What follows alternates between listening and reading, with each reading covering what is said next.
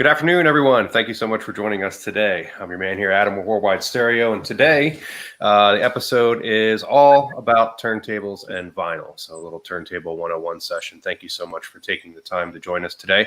I have a special guest on from Technics, and I'm very excited to bring in today. So we'll wait for a little bit, get everybody get logged in here before we start getting rolling here today. Some updates with the stores that we're doing right now. The showrooms are open for appointment only. What's up, Ray? Good to see you. How you doing, buddy?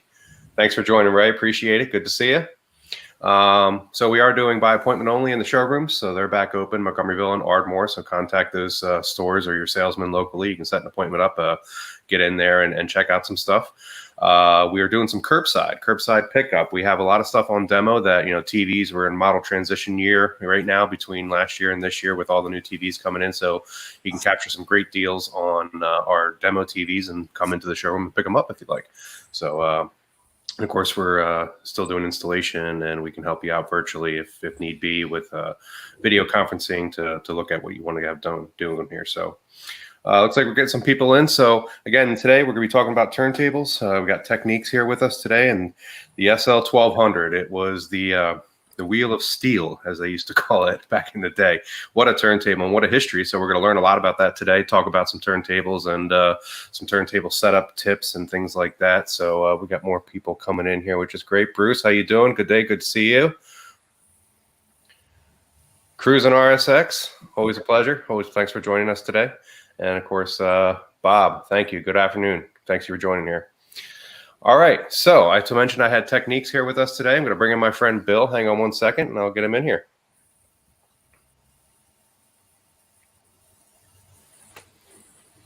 There he is. How you doing, Bill?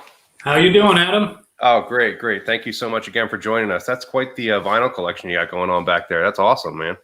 Thanks. I got a lot of it is still in the closet, but I haven't been able to get enough shelves to put it all out on. But I'm working on archiving it and storing it and playing it. Really is the most. Well, yeah, I would hope so. So that's your personal. That's like the collection that you have there. Like everything else is, maybe some doubles. I know my dad's got a lot of extras.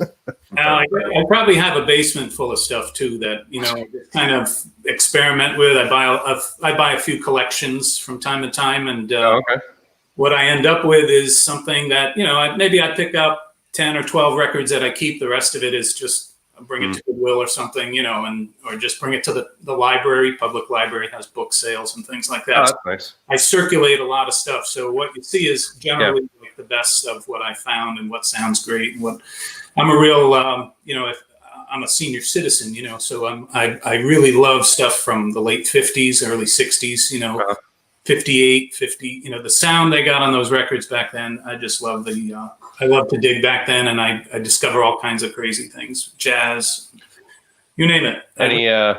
Any personal favorites up there? What's some of their favorite ones in rotation? Well, if anyone's come to any of the audio shows or any of the events I've done, I just absolutely love this record by Jerry Mulligan, Quartet. It's a very early record that came out in 58, and what's very special about this is you might be able to find it streaming, but you won't find such a great sound as you would find this original. I was very lucky to find this as an original pressing.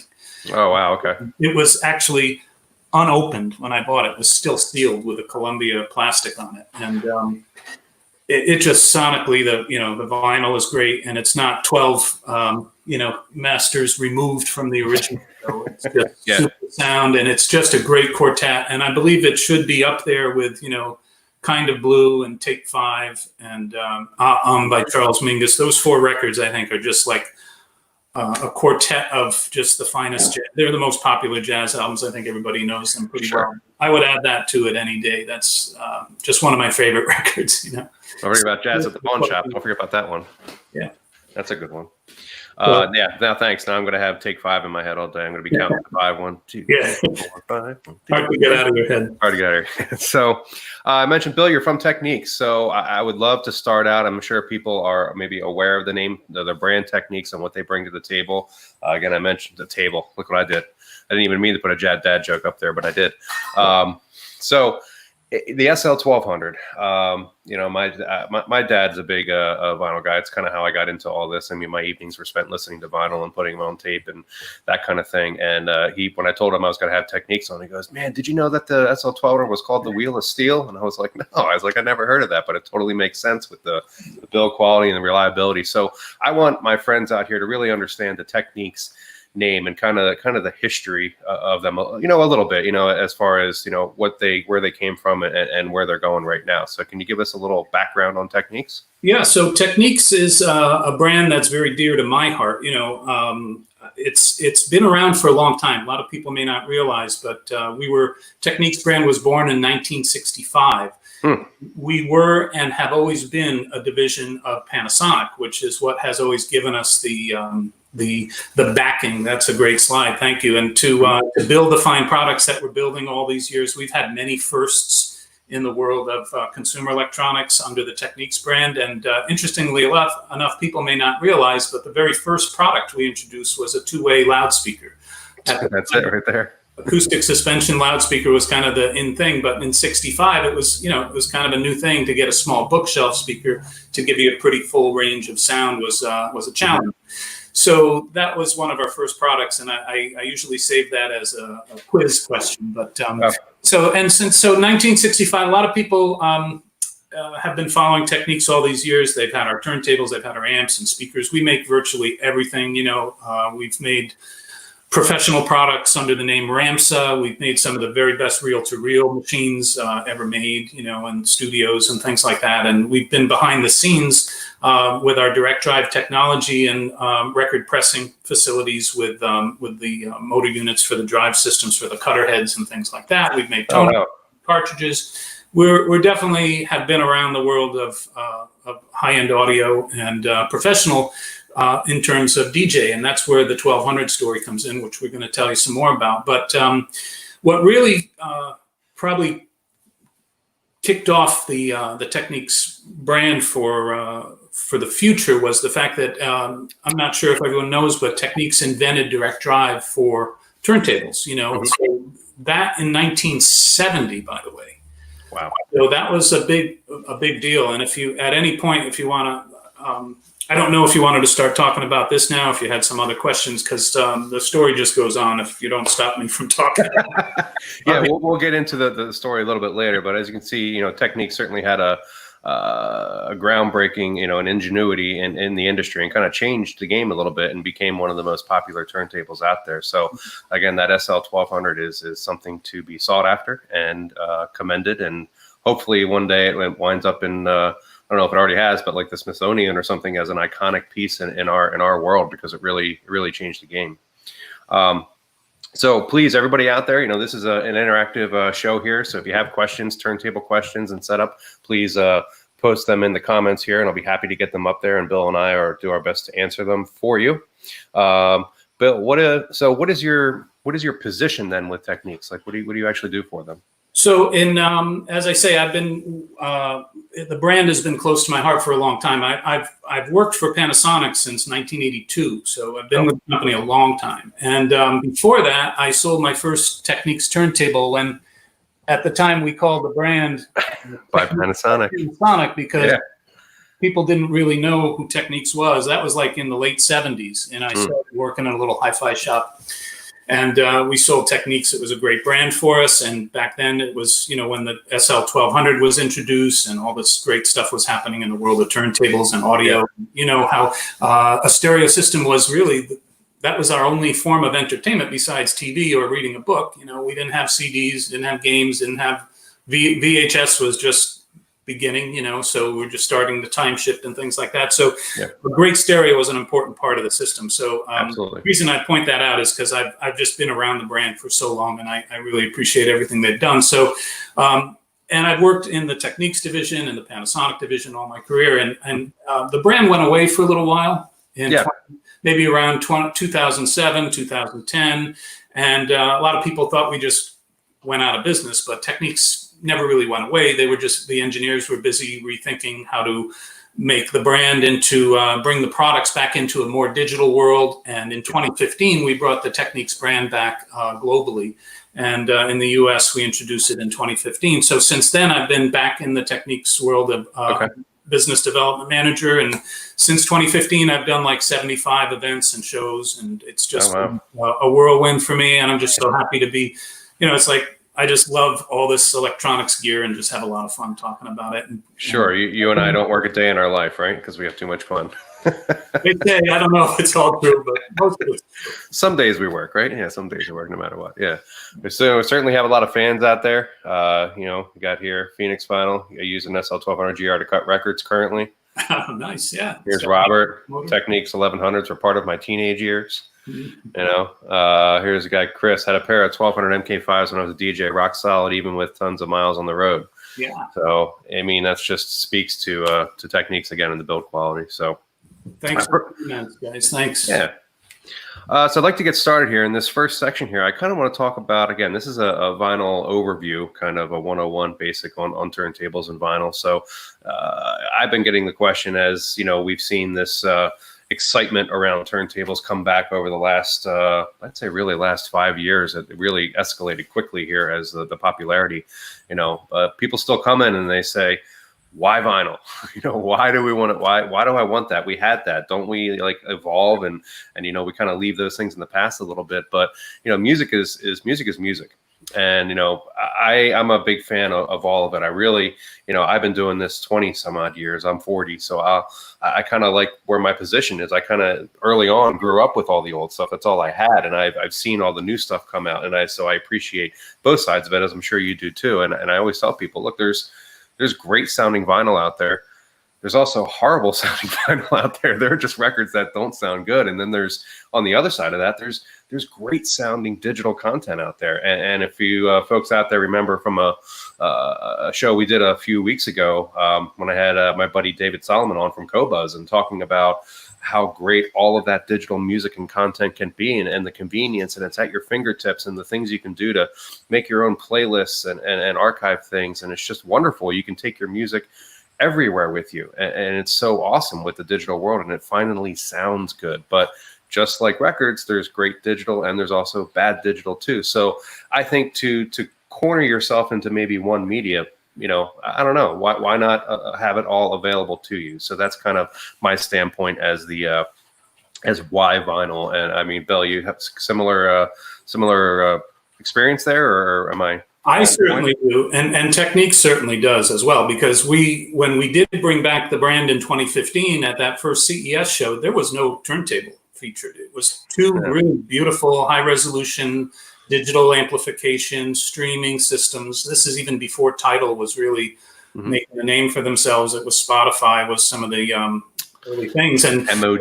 We were doing just digital, and everybody that came into the showroom said, "Hey, Bill, great to see the brand back. Welcome back. We wish you a lot of success, but where's the turntable?" And we said, "Well, there's no plan for a turntable because we kind of did that already, and we're very successful at it, and the future is a lot of the streaming, and we really didn't have it in a plan." Is what we had. That was basically what we were told, and then the next year, 2016, we came back with the SL1200 GAE. So, which is the story of the new return of the 1200. So, I guess the point is that our company wanted to be able to give the best of everything. Best we do digital right. We do it from start to finish right. With the digital amplification, there's no convergence, conversions, and things like that. So. It's just a really, really best way to do digital. And I do believe with direct drive, especially some of the improvements that we've made in the new system, is the best way to do vinyl too. So we live in both worlds, and I enjoy both worlds. Funny you should mention improvements. We had a question that came in here from, what's up, Mark? Good buddy of mine, Mark Davis there. Says, I have a SLJ3. What are the advantages of buying a new turntable? That's a question I get too. I mean, there are some really great vintage turntables. Certainly at Techniques, some of the older SL1200s, I mean, are still to date fantastic turntables. So, what are the advantages of buying a new one, would you say, Bill? Well, if you got a legacy Techniques turntable and it's working and there's no problems or issues, I think a J3 might be a belt drive. I don't know for sure, but maybe you'll replace the belt, replace a cartridge, maybe put a new platter mat on it. You can't really replace the cords from these things and the older models and most. Right. So, you can still enjoy what you own and just try that and see if that has made some improvements for you, because there's a lot of choices you can do. But what you get with our new turntables is you get this luxury of the coreless direct drive motor, which I'm going to tell you some more about. In all our models now that are in the current line use a coreless direct drive motor, and they start at a lot higher price than we originally were priced at. A J3 would be a very affordable Technics model back from the 80s or whatever. So, it was a different world then, what was available. That we were selling SL23s, I think, for $89, belt drive, and it looked just like a 1200, but it was a much lower cost, belt drive, and I still got one in the basement. It still works just fine, So, it just depends on what.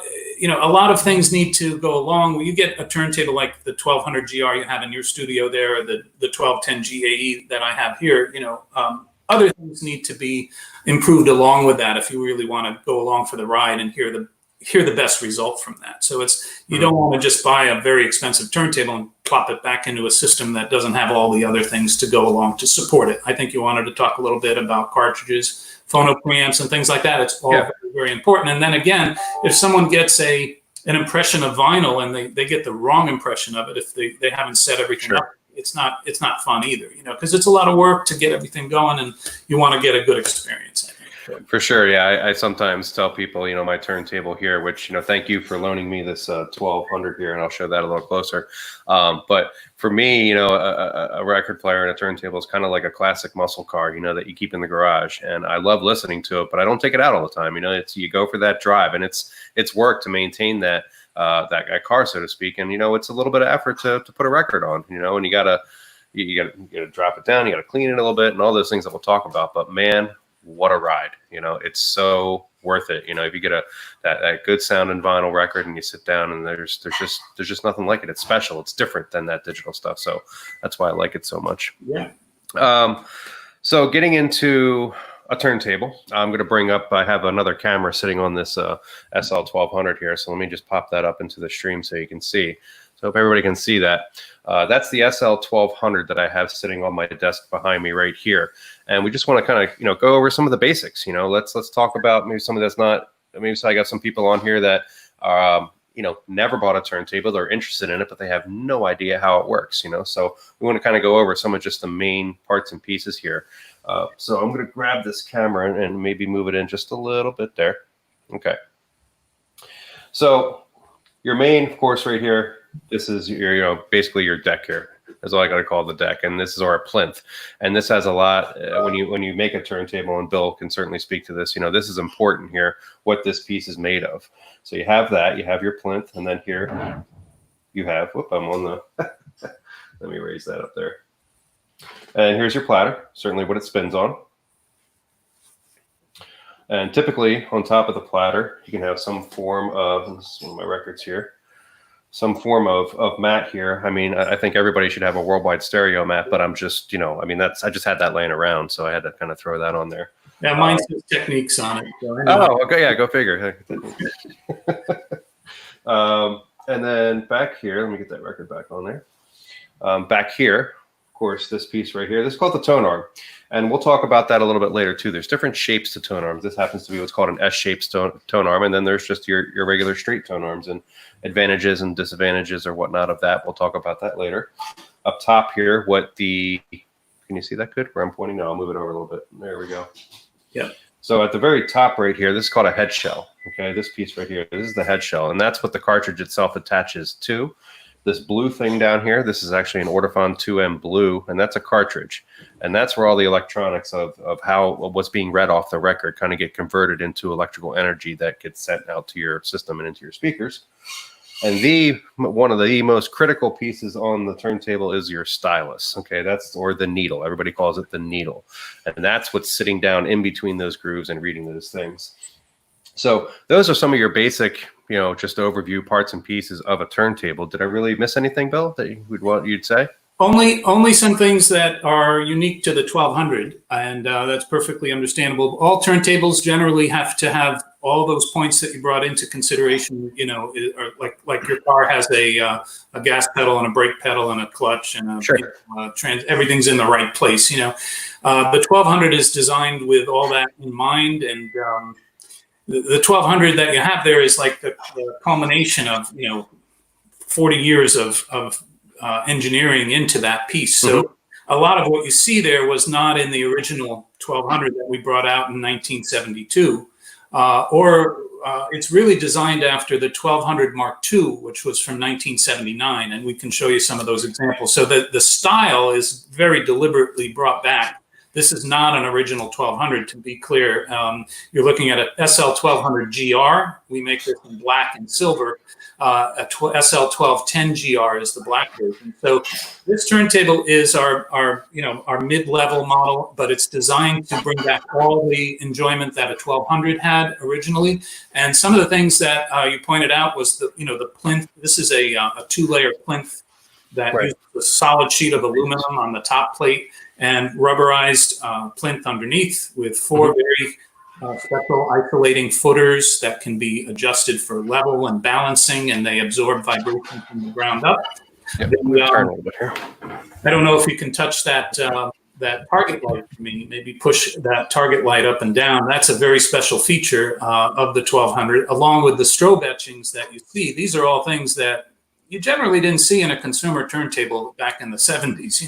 These were that came from professional usage, and the original 1200, we'll show some pictures of that before, had control over the pitch, so you can vary the speed of 33 and 45.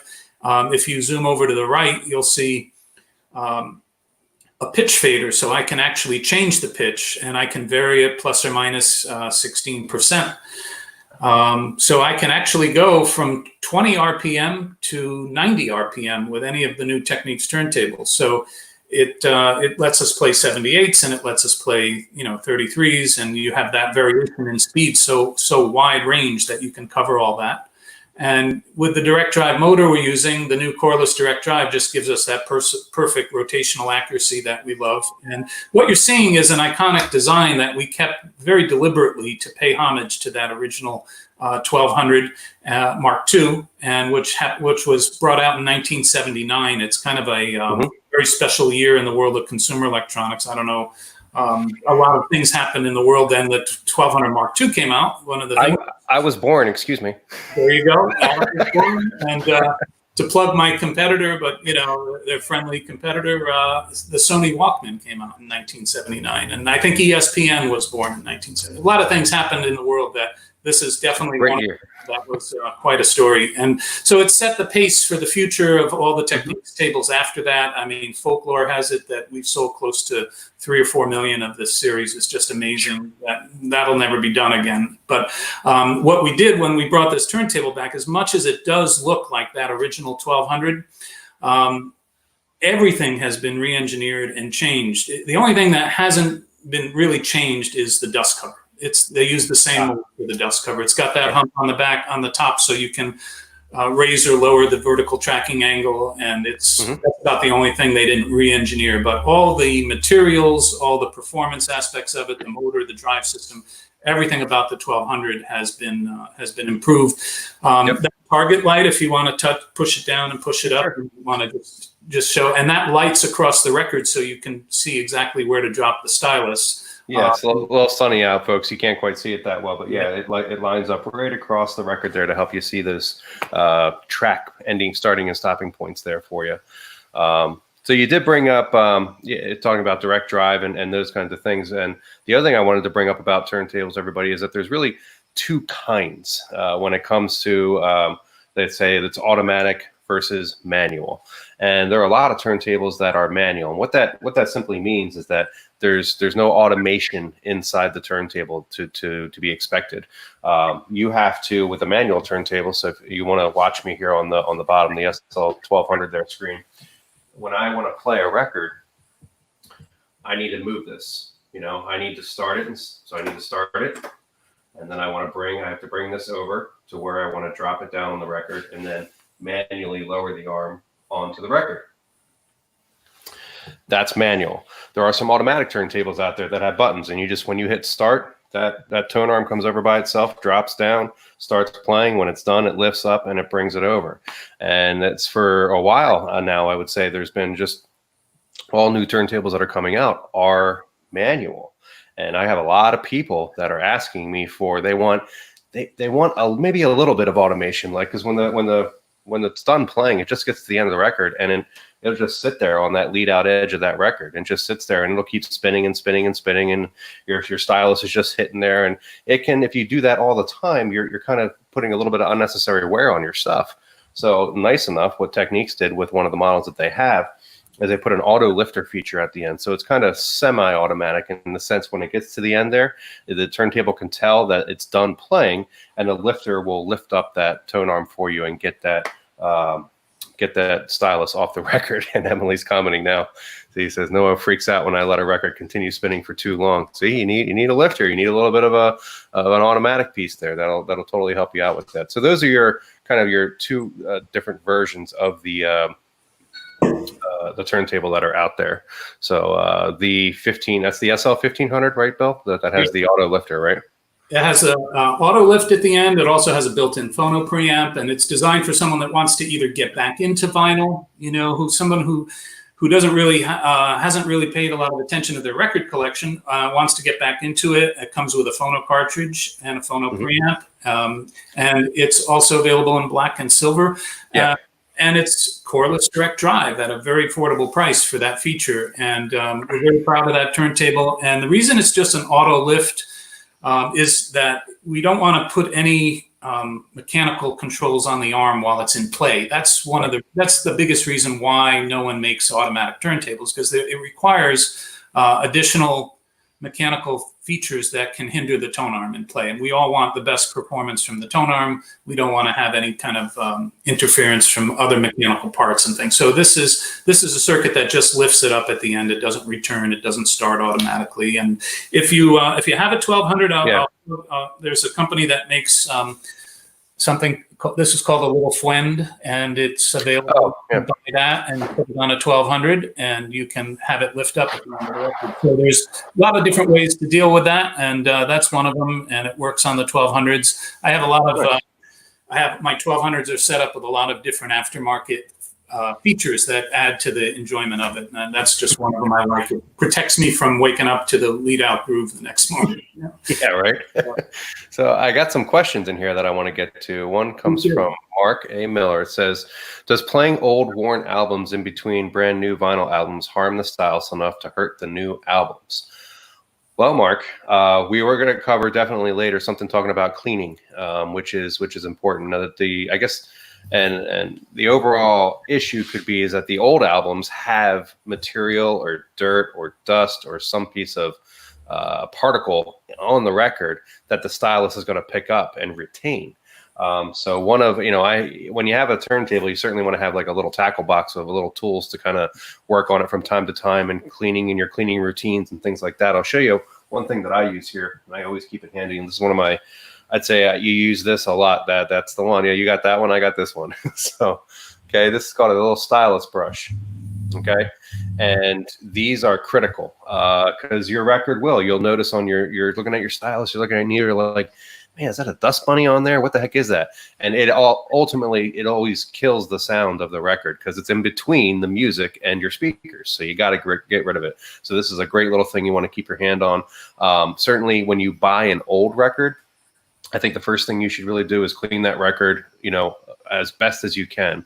The vacuum cleaning systems that are available are certainly some of the best. And I think, for the dollar for dollar, the best cleaning system you're going to get. There are the ultrasonic cleaners, which can be very expensive, but that's like giving your record a bath, and using the sonic waves to help get everything loose, from the record, and it comes off. And they're great, but they're a little costly. So comparative to the vacuum cleaning systems, I think those are some of the best ones out there. Would you agree, Bill?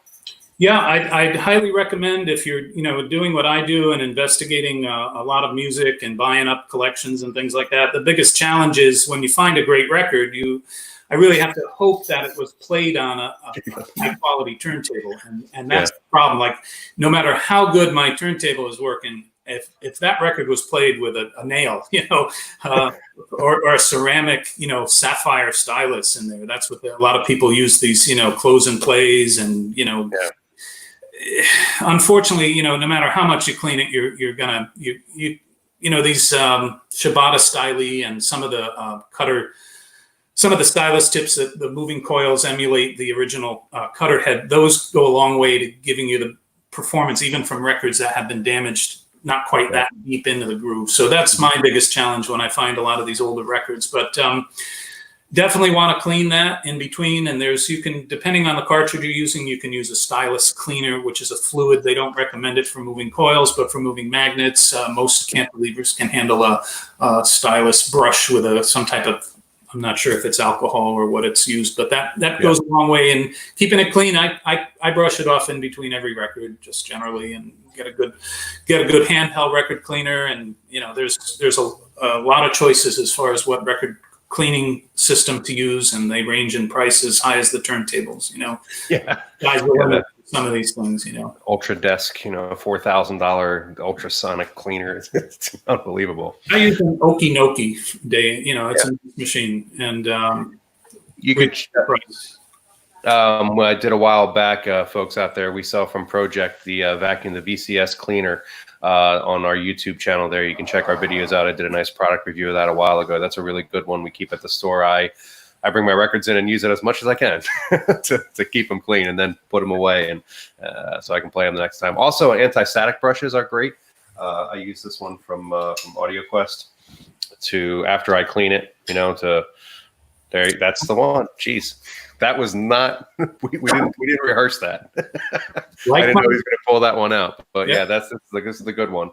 And after I clean my record, and then I'll use one of these to clean it off. I always keep on hand some of this all-purpose record cleaner, and I have one of these guys. And simply, I'll just take you through it. This is actually one of the benefits of the direct drive turntable right here. When you go to clean a record, you'll notice that it kind of stays on speed. So I'll usually just drop a little bit of solution on my pad right here. Okay. And then you come over here, and I just give it a nice little wipe. And if you could actually listen to that record, Adam, while you're cleaning it, and you won't notice the drag from the record. And that's one thing to consider about direct drive is that, you never have to think about whether you're wearing down parts or, going to need to replace a belt or something like that, because every time you start and stop a belt-driven turntable, you're putting wear on all the parts. And over time, that's what requires you to replace the belt, among other things. But the direct drive system, you never have to think about that. And it's just one of the greatest parts is to clean a record while you're listening and not notice the difference. With the high torque that these motors have, you never have to think about that. And in fact, these days, if you can't get to the salon, if your wife needs to file her nails, you can actually file your nails on the strobe. It's so powerful. You can run your fingernails on that strobe and it'll file them down. That's how much torque that turntable has. I got it right there. Taking a little burr off the edge here. Here we go. Right? And then another thing I don't know if you think about, but this is a great little device I recently got called the Stylus Timer. And it has how many hours. I just hit the start button and I know how many hours I've got on my stylus. So it's a great feature. And that's one thing. That's the only thing I don't see on your I certainly don't have one of those. I never thought about it that way, because usually after a couple records and maybe a beer or two, you're like, how long have I been listening for? Time gets a little hazy. You got to remember to turn it off, and I only had I forgot to turn it off last night, I think. So that's the problem. It's manual. You turn it on and turn it off. But if you're disciplined, it'll help you understand how many hours. Sure. I've probably got 1,000 hours on this cartridge. Yeah. So we talked about a couple different kinds of turntables, the automatic versus the manual, and the benefits of those. We started getting into the direct drive a little bit right here. So the next thing I want to do here is I want to show somebody, when you buy a turntable, certainly if you're local to us, you can have me personally set up your turntable at our Montgomeryville showroom. You can bring it into me and I can kind of set it up. But there are some turntables, or if you're not local, that are pretty simple in regards to set up. And I just want to go over some of the basics for you. Again, some of the new time vinyl binders out there. I want to show you on this 1200 over here. I'm going to kind of change my position. And I want to show you some of the things you need to do to get a turntable set up. So bear with me a second here. I'm just going to move my position a little bit, and I'll bring my microphone, move that over a little more. And I'm going to sit right over here. Okay, so I'm going to move this camera just a little bit so you can see me sitting over here. There I am. All right, and let me check. That's good. So I'm going to start by, I'm going to take the dust cover off, and most of them just kind of pull right out.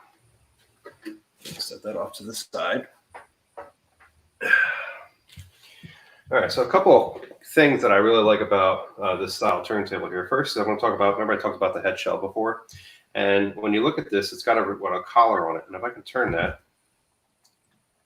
there we go. So I'll show you over here. So you see, I just took this head shell piece off. All right. And the nice thing about having that is that there are different kinds of records out there, right? There's stereo records, there's mono records, there's also records that are in that 78 speed. And when you have a turntable that has a removable collar like this, you can buy multiple head shells, you can buy multiple cartridges, and as long as you know what the tracking force needs to be for each of them, you can quickly interchange these things and be able to play any setup. I don't know if any of you have actually heard, like a Beatles mono recording, but it's wonderful when you have a mono stylus and the mono recording, but you need to have that stylus and that cartridge specific for playing those kinds of things. So on any other kind of turntable, you have to demount it and mount a new one, and that's a whole process. So you could do this ahead of time and quickly change out and have multiple. Some, people like certain cartridges for certain kinds of music. So having a removable collar, I think, is great. So that's one thing. So first, you install these things here. Let me put this back on. I'm going to get a little thump out of my system when I do it. There we go. Engaged. We have to do what's called balancing the tone arm, and that's getting the tone arm to a point where it just literally floats on its own. So on the back or when you get your turntable, most of them have this weight on the back. Here we go. There we go. All right. So this is what's called your tracking force weight. Maybe you can see it better if I put it over here. There you go. And if you can see it good enough, some of them on the front have these little numbers on them, right? And that actually smooths independently of the weight. Okay, so the weight is a solid piece, and then you have this this piece that moves on its own. So the first thing you want to do is you want to take this and you put it on the back of the tone arm. You kind of slide it on and you turn it, and you want to get it to a point. See, now right now I have too much weight on the back of it. All right, so it's leaning up. So I just keep moving it forward until I find just that right spot where it really floats. And wow, did I just hit that? I'm getting good. There you go. So right now it's at 0, meaning I've zeroed the tone arm. It's completely balanced. It's just floating right there. There's equal amount of force on the front and the back. Remember I told you how that wheel spins freely in front? So what I can do is I can hold the weight, and I'm going to spin that until the number 0 is pointing straight up. So I know that that's my 0 point. So if I change any cartridges out or whatever, I can turn it back to 0, and this thing is going to float just like that. And then when you buy your cartridge, or the cartridge that you buy, when you look at the spec sheet, you'll see it has a recommended tracking force. So this guy right here is 1.8 to 2.2 in terms of its recommended tracking force. And I've set a lot of these up, so I know, and I use an oscilloscope and a test record to set them up. I know that right around 2 grams is kind of its sweet spot. So I'm going to turn this now until it reads 2. And I now know that I'm set up for 2 grams on this. So that's the first thing you want to do, is set that tracking force. Next, after that, there's the other force that you need to deal with called anti-skate.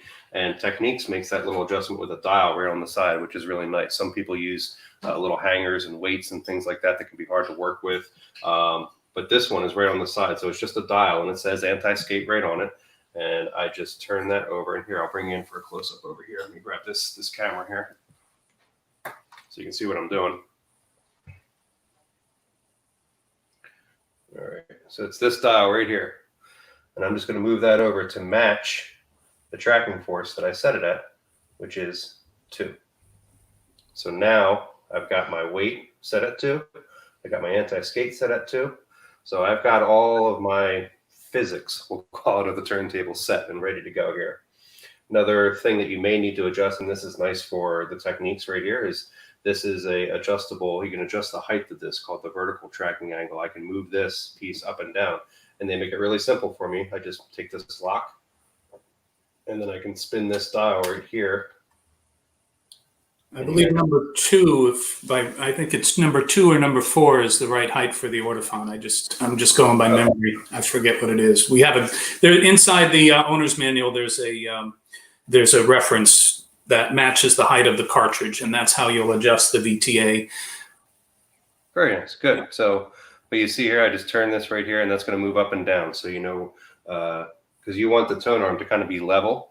You know, when you're looking at the tone arm against the record, you kind of want it to be level. So that's why you need to sometimes adjust the back of this, because the cartridges have different thicknesses to them, which will change what that looks like.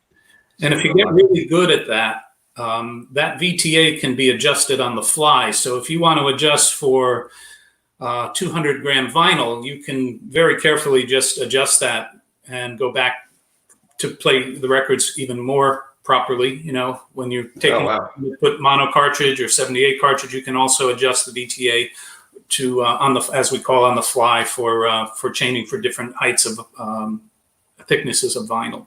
That's great. Yeah, it's a wonderful feature. Yeah. So you see, I just locked that back down. There's this little locking tab right here, so that locks this into position so it doesn't move. But that's your basic setup of a turntable. You know, getting it set and ready to go to play properly. So you know, if you don't have the anti-tracking set right, it'll start to skip when it gets more towards the middle of the record, and it won't move on to the next groove there. So it's important to get those things set up properly. So I hope that was helpful to everybody. One more thing I wanted to point out, Adam, and you started out with the head shell. I set up the overhang for you when you did. To you. So there's a small white gauge which you strap into the head shell before you put it in the tone arm, so that you can line up the stylus tip with the overhang gauge. And it's a very easy thing to do with Technics, and we haven't changed that system in the entire time we've had the original 1200. So it's that same little white gauge that everyone's familiar with. And that would be called the overhang. That's the only other thing that you would do, because the pivot to spindle, there's no adjustments for that. And it's a very easy table to set up. And once you do what Adam just suggested, you can do it 100 times very easily and change cartridges, you know, you name it. It's very easy to play with and adjust and tweak. You can make a lot of adjustments. You can set it up for stylus rake angle if you wanted to, because it has that VTA, which is traditionally used for VTA. But if you have the right equipment, you can set it up for stylus rake angle, which a lot of people that have the G model, they'll take the extra steps to do that.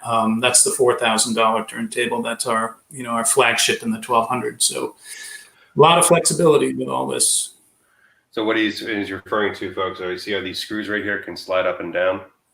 Okay, that's the overhang adjustment. You know, it's when you screw it in, it's like, where do I put it? Well, there is a recommended spot. So that's what the overhang is all about when you're setting a cartridge up on a head shell. All right. So I'm going to set my camera back up off to the side again. Hopefully it's not too bumpy. I'm trying not to move it around too much. Okay. Put you back over there. All right, I'm going to go back to my chair here. Second. Okay. All right. Didn't know you were going on a field trip today, did you? There we go. All right, let me take a look here, see if I got some questions here that I want to get. Oh, who's... do you remember Joel, Bill? He says, met with you at High Five Sales, and there you go.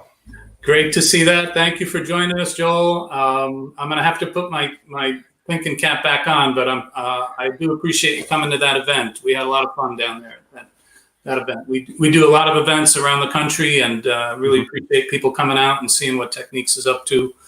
And whenever we have a new product, we try to bring it out to all the dealers and shows. But as you know, with COVID crisis that we're in, this is really the first interesting event that I've had since the New York Audio Show in November. So I'm very happy to be here with Adam and talking to you folks. And, we're going to tell you about some new products, and there's some great things happening in the world of Techniques that you'll all be tuned into today. So it's just great to have sort of a group of people to talk with and let everybody sort of get into the hobby again, Yeah, absolutely. So I don't think any. Oh, here you go. He asks, which color do gentlemen like, silver or black? Which is the most sold color? Sold color. That's a very good question. And you know, we when we brought back the 1200 series in 2016, excuse me, we brought it back in silver because that was what the original 1200 Mark II were. Like the iconic color, yeah. But it's always been like what in the many series after the 1200 Mark II, there were 1200 Mark Vs, and that was such a popular model, and that was in black. There were many special versions and limited editions over the years, and so black became very popular in nightclubs too because it just wasn't necessary to see the silver. But you know, it's right down the middle. I'd say we probably sell more silver now, but you know, we have this new additions, and it's really your choice, however you like to do it. You know, that's what's great about it. We offer either way. Yeah. Okay, moving along. Let's see, 12. Oh, I missed one here. I want to get back to one other question here before we move on. Where is it? Where is it? 12. There you go. This is right for you, Bill. Do you recommend any particular stylus brand for Technics? I have an SL1600.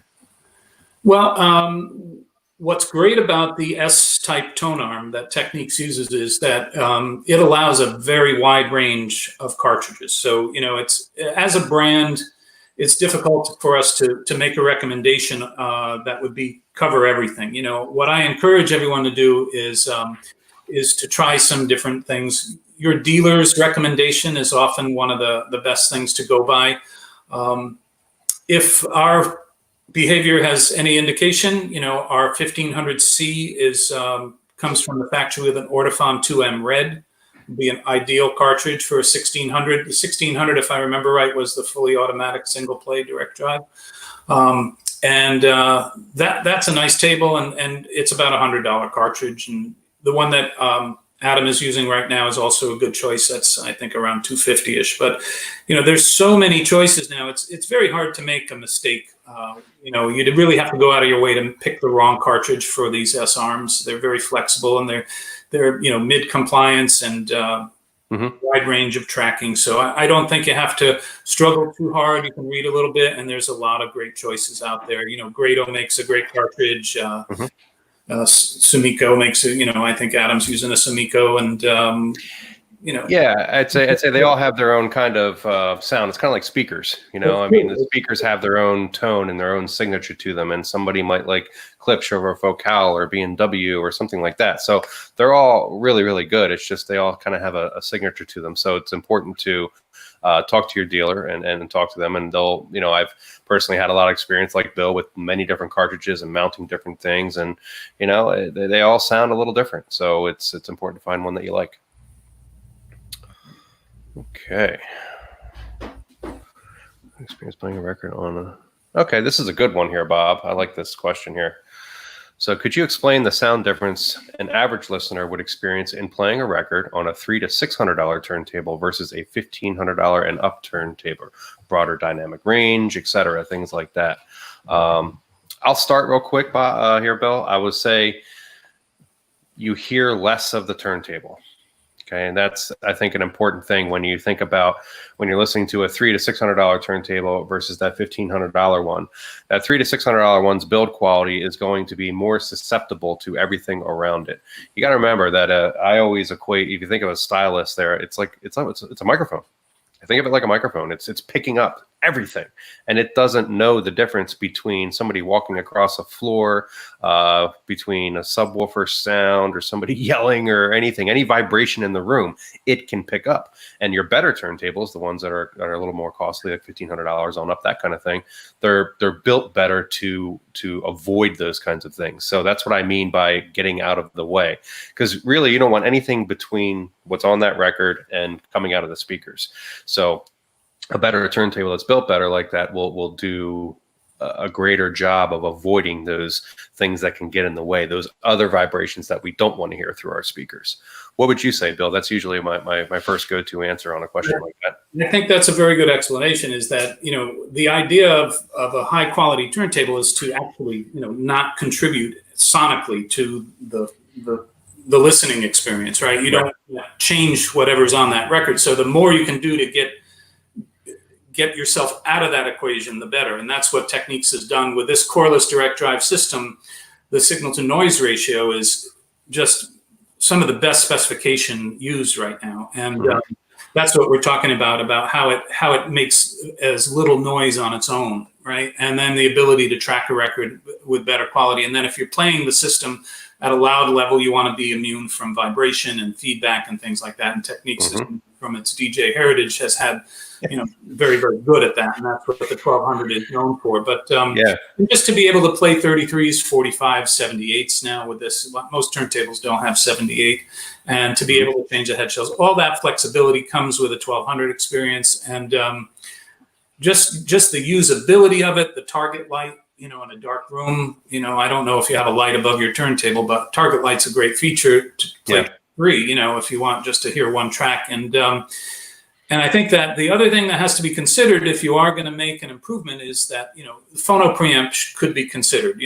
What's built into an average piece of electronics integrated amp or receiver is generally a good phono preamp, but you can have considerable improvements with an investment in a $1,700 turntable. You add a $250 cartridge. You want to make sure you have the right phono stage, and otherwise you won't really appreciate every subtle nuance that you'll get from the experience. And that's, it's all part of the hobby. It's a lot of fun to actually experience all these changes and improvements, platter mats, head shells.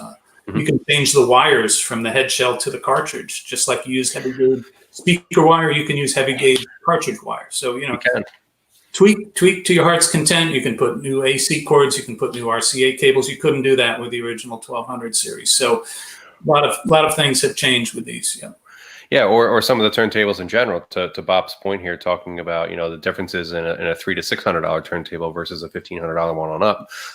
So my personal turntable is an older JVC QL5 Y or FY, yeah, and it's all attached like all the older turntables were. Like all the wiring is hardwired into the machine, the RCAs and the power. So it was nice when I went to set this up and I said, oh wow, everything's detached. So I used some nice RCA cables, because we got a question here from Alan. He says, what about cables? Yeah. So with this turntable here, I was able to put a good power cord on it from I use AudioQuest, so I have a good AudioQuest power cord on it because it was a typical 3-pole, like plug.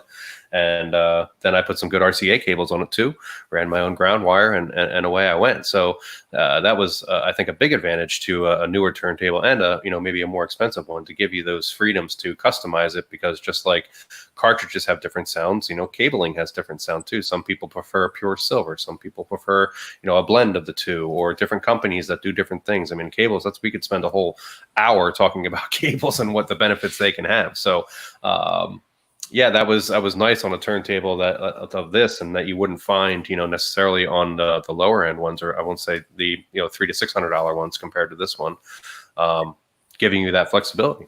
So, good question. That was a great question here. Oh, here we go. Mark's back again. So, hey, Mark, Stylus uses 1.25 grams. Is a lower force better for the records? What do you think, Bill? Oh, always, what happens if you don't have the right match of cartridge to Tonearm compliance-wise, you can't quite get all the benefits of the lightweight tracking. But when you do pay attention to all those things, which in your case, you got the right matchup with what you're using on there, Adam, on your setup right now, and you can use that lower 1.8 range of the 2M blue, for instance. And if you have some of the older cartridges, some of the better cartridges don't necessarily track at a lighter weight. Some of the moving coils actually track at a much heavier weight, and they use a different type of stylus tip. So all these things play into that. It's not exactly a simple answer, but of course, generally speaking, the less weight that you're going to play a record with, you're going to trace the groove at a lighter weight. As long as you're hearing as long as everything's calibrated properly, you're going to appreciate the fact that you're going to wear your records down less, and sure. In the days when all we were doing was playing records, you did have to really, really consider that, because we were playing the same record over and over and over. I mean, how many times did you play, Led Zeppelin 2 when you were young? So, that record possibly could get worn out, but, these days, with the wider selection of records, and you don't play them as over and over and over as many times. And even so, a lot of people say that it just as long as you're playing it properly with the right tracking force, you're really never going to have to worry about anywhere. Records that are 60 years old have been played, thousands of times, and they still sound great if they're taken care of and played with the proper equipment. Yep. This is a good one. Given the inherent cracking and popping, how much do specs come into play? Good question, Bob. The inherent cracking and popping. Well, that tells you, something about the particular record that you're playing. Sometimes a lot of cracking and popping has to do with static. So that static brush is an important thing to make sure that you put on the record to avoid those things. Or maybe your record needs to be cleaned. I can tell you that a record that has been cleaned and is we'll just say clean in general, you don't hear that. So if you're hearing that, something needs to be addressed. Would you agree, Bill? Or sometimes you can't avoid it. As I say, I collect a lot of records from late 50s, early 60s, and I expect to hear, clicks and pops, and it's part of the experience. And I'm happy to have that original recording and deal with a click or pop here and there. But one thing that goes a long way towards this, and if these records are older records, like a lot of them that I have in my collection, they're in mono. Having that proper mono cartridge strapped in mono with the output strapped in mono, and having the proper stylus tip actually plays a different part of the groove than a stereo stylus tip would. And because you're not amplifying left and right channels at once, you're with a stereo cartridge stylus playing a mono record, you're hearing double the noise. You're hearing a left channel and the right channel noise. Even though it's a mono recording, you hear twice the noise. So when you use a mono stylus, or even use your mono button, if it hasn't, not a lot of equipment has a stereo mono button these days, but that'll reduce the noise quite a bit if it's a mono record. So all these things play into it. Sometimes there's nothing you can do about clicks and pops in a record, but the turntable itself, again, by the analogy Adam and I mentioned, if the turntable's doing its job and not contributing, then you might even hear the pops and clicks more. But that's you need that. You need to hear what's on that record.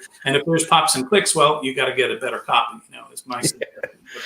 That sometimes is the downside to having a really good stereo system is you can hear all the imperfections in the recording. You're like, so maybe that bad recording would sound better on a boombox or something. You never know.